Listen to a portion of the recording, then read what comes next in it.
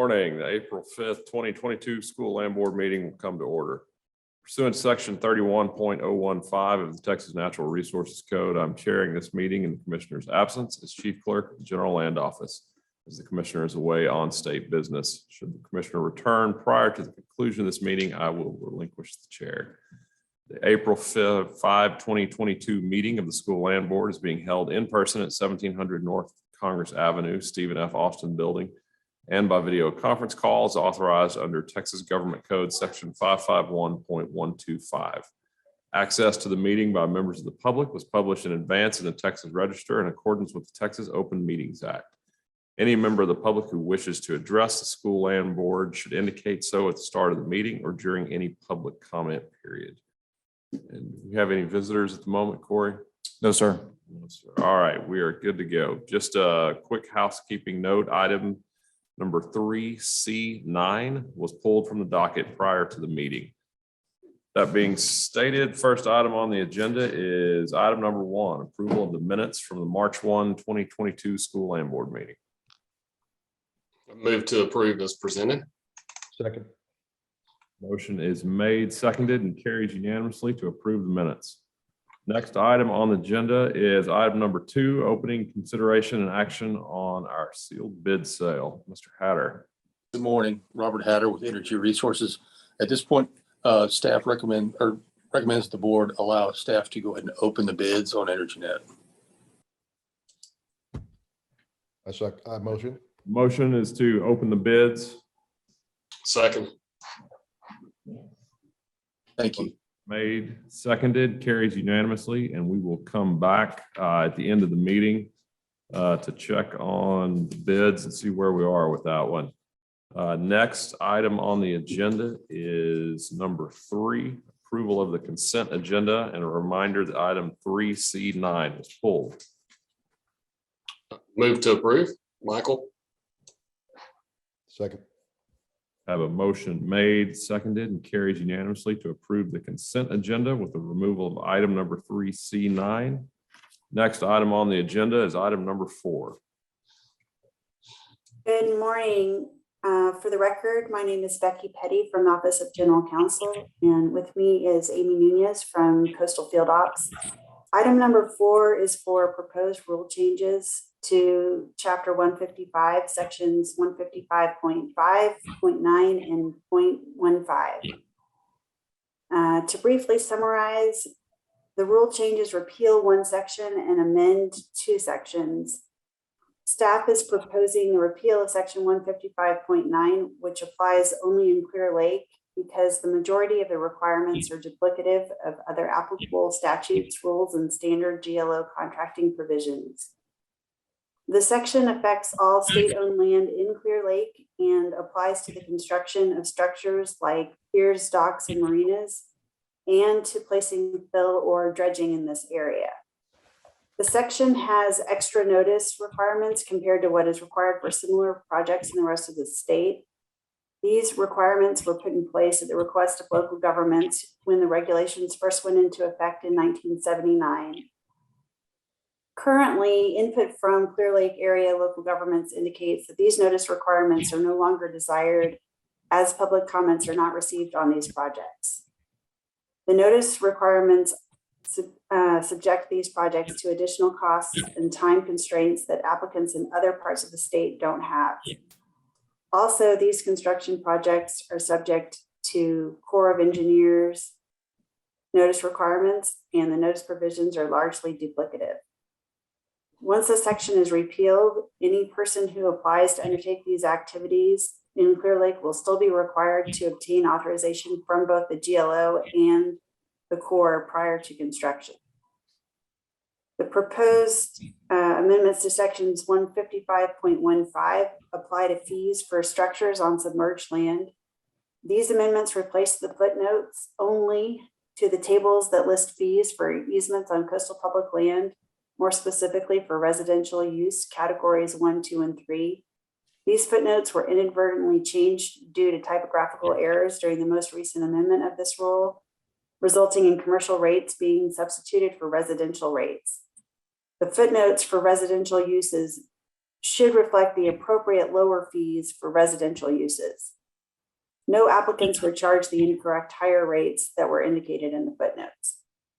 And that summarizes the changes. If there are any questions, we'd be happy to answer them. Otherwise, staff respectfully requests that the board authorize publication of the proposed rulemaking in the next issue of the Texas Register.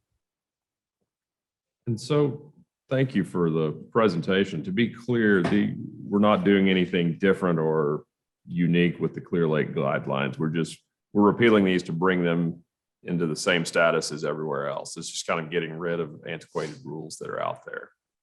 Right, this way those structures will be treated the same as structures in the rest of the state. Thank you. Any additional questions from the board?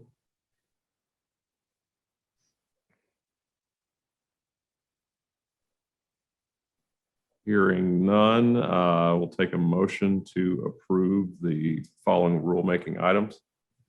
Motion approved. Second. The motion is made, seconded, and carries unanimously. Thank you for that. That was item number 5.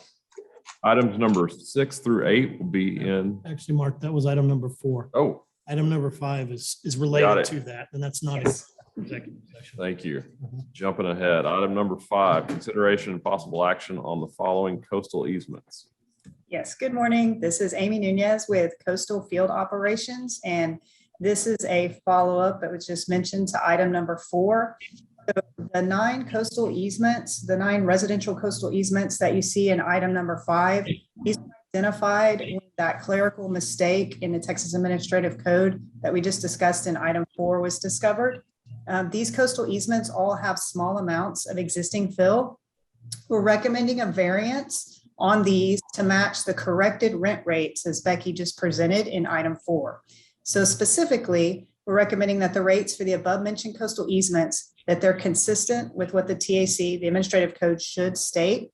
And that would be a residential rate of 10 cents per square foot for the fill or the fill formula, whichever is greater, and then an escalation rate of 110% of the previous fill rate at renewal. Right now, it currently incorrectly states 120% of the fill rate and then 32 cents a square foot. So we're recommending a variance to match the corrected rate.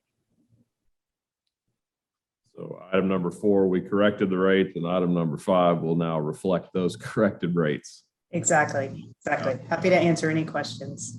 And Amy, just so the board knows, assuming that the rule approved an item for publication in number 4, assuming Yes. it goes through and the board ultimately there's a final approval that these types of variances will no longer be needed, and these types of coastal easements will then go back onto a consent agenda. Is that right? That's correct. In fact, most of these small residential projects, the board has delegated those down to just be issued directly as long as they're within the administrative code. So you won't see any more of these. This is just a unique circumstance to correct these so they're consistent with what the administrative state. These are all residential. They're small structures. Okay, any questions from the board? If not, we can take a motion. Motion to approve. I'll second. Motion is made, seconded, and carries unanimously to approve item number 5.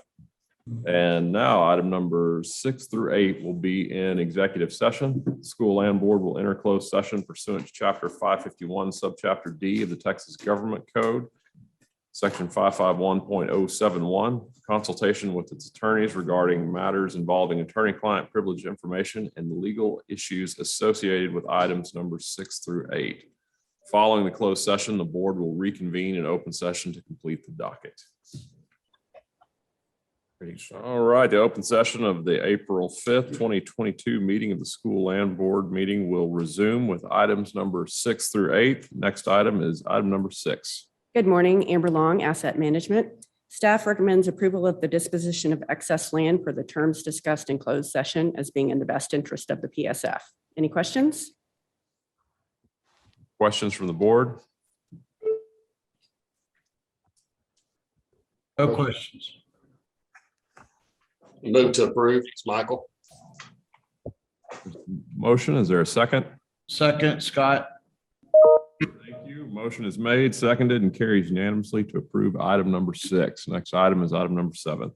Good morning, Amber Long, Asset Management again. Staff recommends approval of the disposition of excess land as being in the best interest of the PSF per the terms discussed in closed session. Any questions? Questions from the board? I have none. Motion to approve. Second. Motion is made, seconded, and carries unanimously to approve item number 7. Thank Thank you. you. Next item on the agenda is item number 8. Thank you, Mr. Chairman. Members, for the record, Rusty Martin, Chief Investment Officer for the General Land Office. Approval of this item would constitute your approval of a co-investment by the General Land Office on behalf of the Permanent School Fund alongside First Reserve through a newly created limited liability company co-investment vehicle called Capital Co-Investments 18 LLC. The IAC is recommending that you co-invest up to $200 million alongside First Reserve through Capital Co-Investments 18 with a minimum investment of $150 million. As you know, First Reserve is a leading global private equity investment firm focused exclusively on energy investments, was founded over 38 years ago, and it invests across the energy spectrum from upstream oil and gas to midstream and downstream, including resources, equipment and services, and associated infrastructure. Our relationship with First Reserve began in 2009, and it's since resulted in total original capital commitments of about $912 million across 4 funds and 4 co-investments. First Reserve recently offered us the opportunity to co-invest in an attractive U.S.-focused upstream strategy alongside it and other energy investors through First Reserve IOG Resources 2 LP.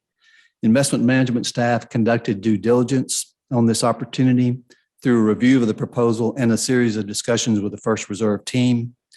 The First Reserve team then made a detailed presentation to the IAC and the Townsend Group on March 9th of this year. Following that presentation, the IAC voted unanimously to recommend the proposed co-investment to the School Land Board. All members of the IAC were present and voted. In conjunction with this discussion, review, and analysis, Investment Management and the IAC have determined that the proposed co-investment fits within the framework of the Texaco PSF investment policy statement and is in the best interest of the Permanent School Fund. Therefore, the IAC is recommending that you approve a co-investment of up to $200 million with a minimum investment of $150 million alongside First Reserve in First Reserve IOG Resources 2 LP through a newly created limited liability company co-investment vehicle called Capital Co-Investments 18 LLC. Also note that your approval of this transaction would be contingent upon Investment Management's completion of the negotiation and finalization of the legal documentation associated with the proposed investment. Also, the approval of this transaction includes the authorization for the formation or activation of the limited liability company co-investment vehicle, Capital Co-Investments 18 LLC. And with that, I'm happy to answer any questions.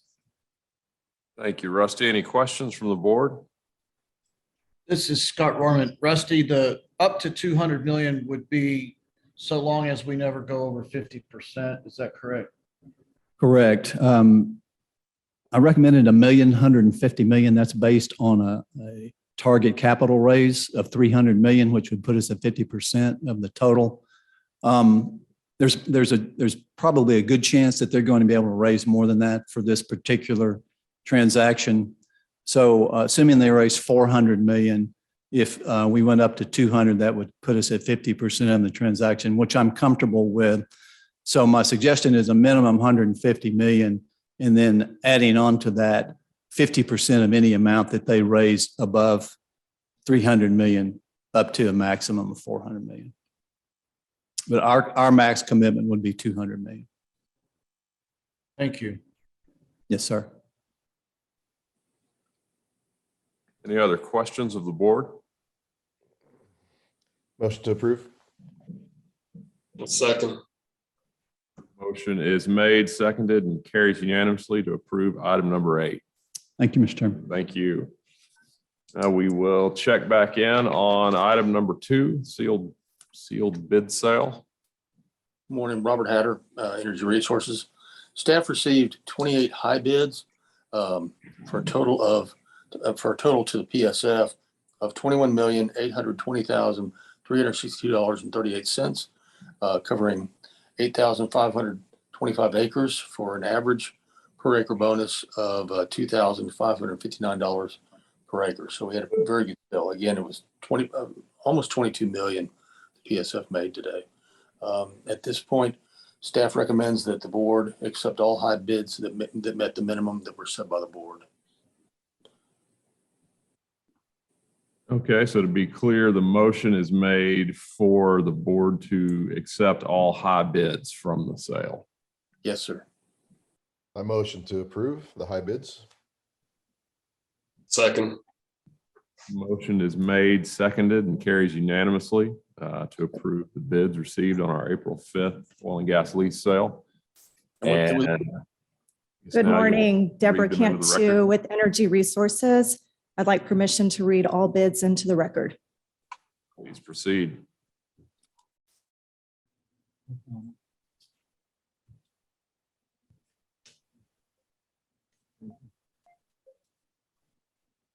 Marginal number 1, Mike Mount Stallion Operating LLC, $10,840. Marginal number 1, Mike Mount, $10,600. Marginal number 2, Petro Hunt Permium LLC, $504,000. Marginal number 16, Quinn Salmon, $7,063,599. Marginal number 16, Daniel Griffith, $5,983,474.61. Marginal number 16, Blue Ox Resources Operating LLC, $3,778,391.01. Marginal number 19, Upcurve Energy, $1,064,320. Marginal number 27, Roger A. Soap, Inc., $856,667.88. Marginal number 29, Apache Corporation, $20,006.40. Marginal number 30, Joe Fitzgerald, $960,000. Marginal number 31, Quinn Salmon, $6,005,120. Marginal number 31, Daniel Griffith, $4,378,220.60. Excuse me, that's 80 cents. Apologize. Marginal number 31, Cimarex Energy Corporation, $2,658,560. Marginal number 32, Jenkins and Walker Energy Partners, $378,240. Marginal number 33, Jenkins and Walker Energy Partners, $504,320. Marginal number 34, Apache Corporation, $389,760. Marginal number 35, Jenkins and Walker Energy Partners, $308,108. Marginal number 37, Jenkins and Walker Energy Partners, $256,005.44.